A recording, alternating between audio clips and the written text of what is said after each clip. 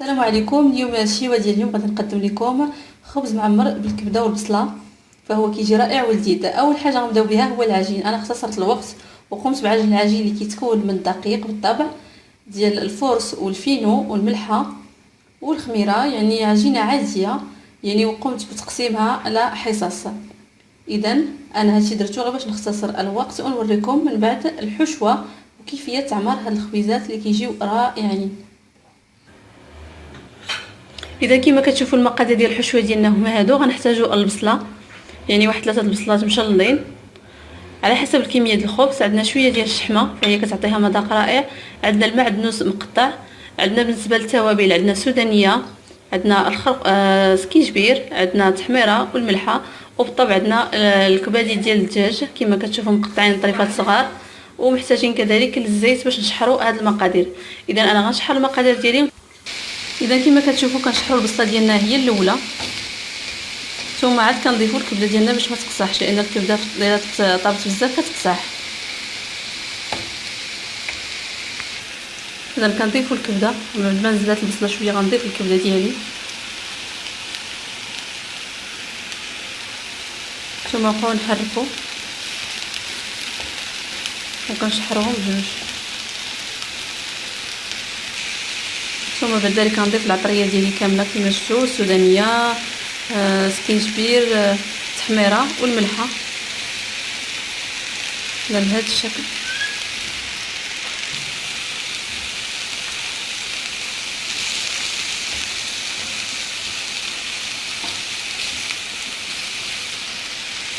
ثم غادي نضيف المعدنوس. اما الشحمه حتى نطفي عليه عاد غنضيفو باش ما تذوبليش بزاف.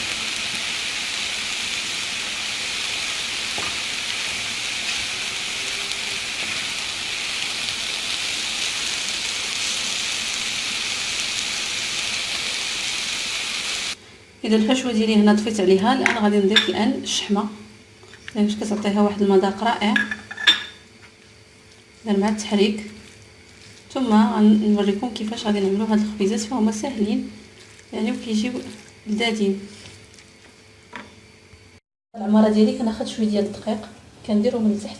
انا غادي نديرهم بالدقيق باش ما يجيوش يعني مدومين بزاف. اذا كنقرط غير كريسات صغار هكا، وكناخذ واحد الكميه من الحشوه بهذا الشكل.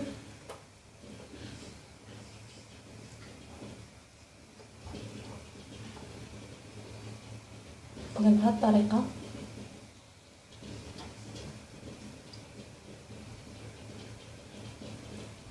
ثم غادي نجمعها كما كتشوفوا هكذا باش نكون خبيزه بهذا الشكل هكذا. بهذه الطريقه فهي سهله جدا. اذا كما كتشوفوا بهذا الشكل كندير خبيزه، كندير ديما الطحين باش كيمتص داك الدهن الزائد او الزيت اللي زايد.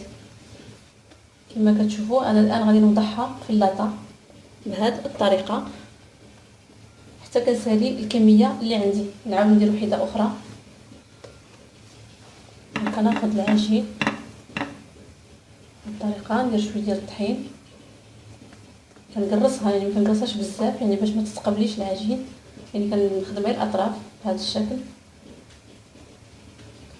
بهذه الطريقه. ثم كناخذ كميه من هذه الحشوه ديال الكبده والبصل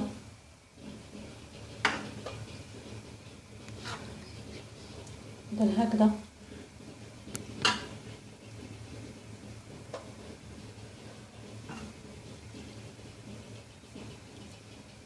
اذا كنجمعها كما قلت لكم باش كنكون واحد الخبيزه ولا كريسه بهذه الطريقه.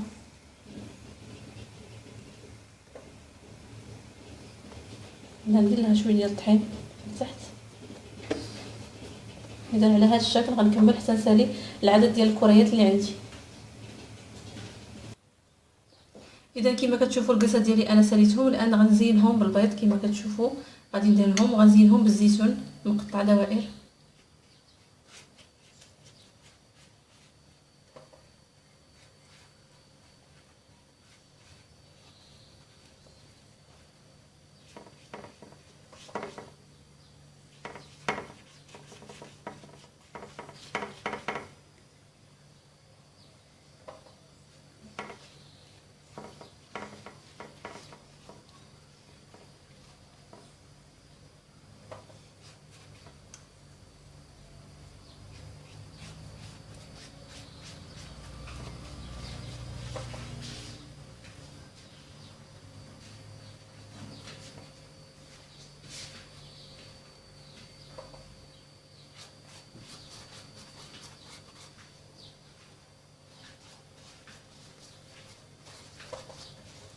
اذا الان نوريكم طريقه ديال التزيين. هذا غناخذوا زيتون مقطع دوائر بهذا الشكل يعني، وغادي نوضعوا عليهم باش نعطيوهم منظر جميل.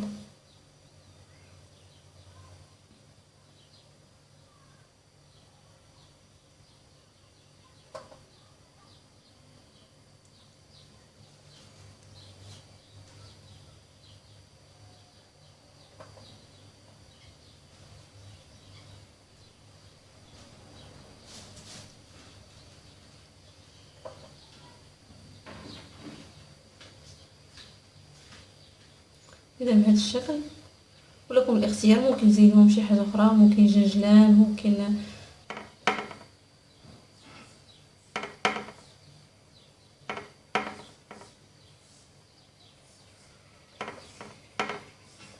اذا انا غنصبر على هذه الطريقه حتى نكمل التزيين ديال الخبيزات ديالي المعمرين بالكبده والبصله بهذا الشكل، ونتلاقاو باش نشوفوا الشكل ديال النهائي ديالهم. انا غادي ندخلهم للفران دابا ونخليهم حتى يطيبوا ويتحمروا مزيان، ونخرجهم باش نشوفوا الشكل النهائي ديالهم. كتشوفوا الخبيزات ديالنا المعمرين بالكبده ها هما طابوا، هذا هو الشكل النهائي ديالهم، فهما كيجيو رائعين لذاذين ومحمرين. الى عجبتكم الوصفه ديال اليوم اشتركوا معنا على القناه، وما تنساوش الضغط على زر اعجبني، والى اللقاء في وصفه قادمه.